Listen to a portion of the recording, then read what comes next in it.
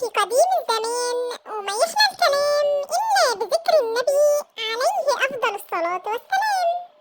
كان في ولد اسمه زياد، عرف من صديقه بندق إن حيوانات المزرعة مش عايزة تقوم بشغلها، فركب العربية بتاعته وراح للمزرعة عشان يعرف السبب. في المزرعة زياد شاف الحصان غضبان جدا، فسأله هو غضبان ليه؟ الحصان قاله لأن أنا بجر العربية بتاعة صاحبي الفلاح في السفر البعيد، وهو مش بيكافئني خالص ولا بيديني قطع السكر اللي أنا بحبها.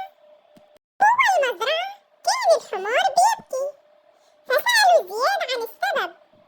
قاله صاحبي الفلاح بيخليني أشيل حاجات تقيلة جدا وأروح معاه للحقل طول اليوم، ومع ذلك بيضربني جامد جدا ويعذبني.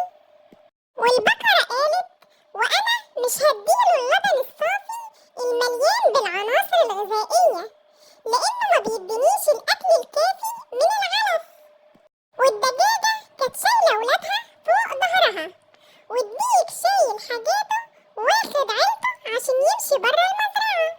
زياد سأله عن السبب، قاله الدجاجة بتبيض البيض الغني بالبروتين والعناصر الغذائية، وأنا بصحي كل المزرعة في الفجر عشان يبدأوا يومهم بنشاط، بس صاحب الفلاح ما بيهتمش بنا ولا بنظافتنا ولا بأكلنا.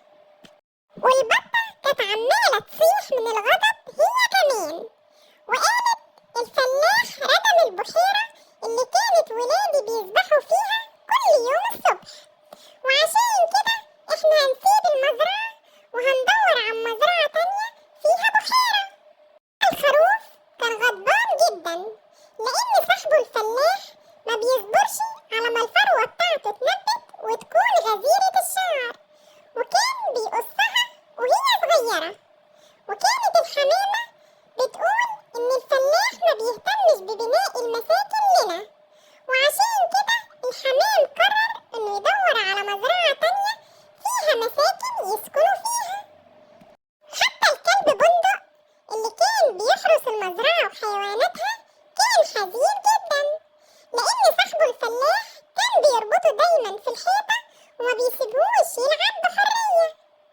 أما الطور ساب المحراب جنبه وقال أنا كنت بساعده في حرث الأرض عشان الزراعة، وهو كان بيضربني ضرب جامد جدا.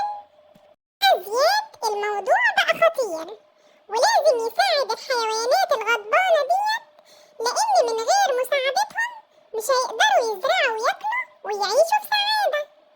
فراح للفلاح وقال له